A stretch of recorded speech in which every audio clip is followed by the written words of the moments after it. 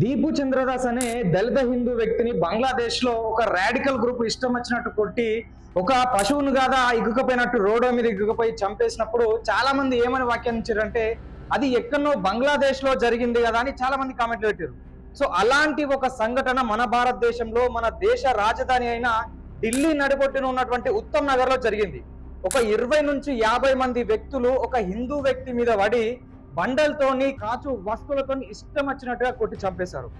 So మరి ఇంత పెద్ద ఎత్తున ఇంతమంది గ్రూప్ వచ్చి ఆ వ్యక్తిని చంపడానికి గల అతిపెద్ద కారణం ఏంటిది అంటే 11 సంవత్సరాల ఒక పాప చేసినటువంటి చిన్న మిస్టేక్ ఇంత పెద్ద గొడవకు కారణమైంది.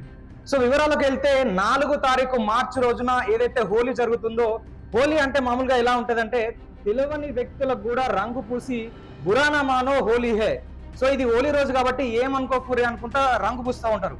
సో చాలా ఏరియాల్లో దేశంలోనే కాకుండా వివిధ ప్రాంతాలలో హిందువులు ముస్లింలు సంయుక్తంగా ఈ పండుగను జరుపుకుంటారు.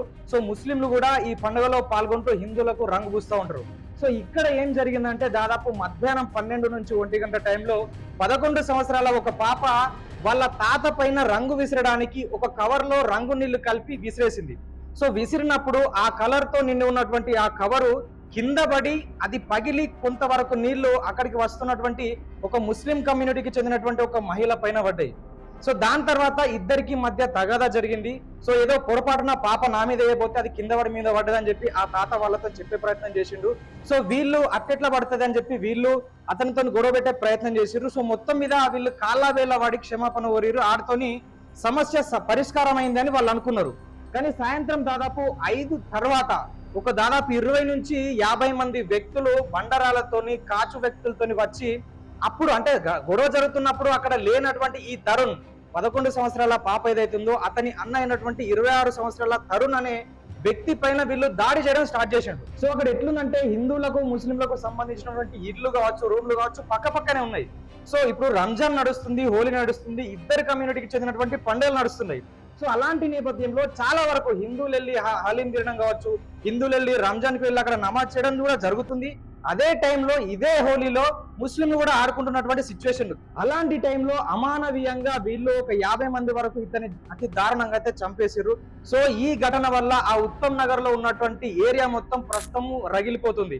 సో చాలా మంది అయితే అతి చిన్న సంఘటన కోసం ఒక వ్యక్తిని చంపడం ఏంది, దట్టు ఒక 12 సంవత్సరాల నుంచి మొదలుపెట్టి 40 సంవత్సరాల ఏజ్ ఉన్నటువంటి వ్యక్తులు, అంటే తెలివి ఉన్నోడు తెలివి లేనోడు మైనరు మేజర్ అనే సంబంధం లేకుండా ప్రతి ఒక్కరు దాడి చేసి చంపేయడానికి ట్రై చేసిండు.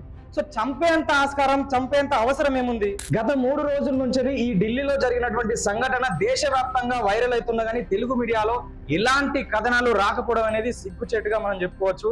సో ఇప్పుడున్నటువంటి పరిస్థితుల్లో సో అందరికీ పండుగలు ఉంటాయి, అందరికీ సంప్రదాయాలు ఉంటాయి. కాకపోతే ఇలాంటి దాడి జరిగినటువంటి టైంలలో ఏమనిపిస్తా అంటే మరి ఒక వర్గానికి చెందినటువంటి ఇండ్లు ఒకడ కట్టుకోవాలనా, ఇంకొక వర్గానికి చెందినటువంటి ఇండ్లు ఇంకొకడ కట్టుకోవాలనా, అంటే కలిసి ఉండలేరా అనే ఒక క్వశ్చన్ అయితే వస్తుంది. సో మరి ఈ ఢిల్లీలో జరిగినటువంటి సంఘటన గురించి మీరేమనుకుంటున్నారో కామెంట్ రూపంలో తెలియజేయండి. మరొక వీడియోతో మీ ముందుంటాం, చూస్తూనే ఉండండి ఆర్ తెలుగు.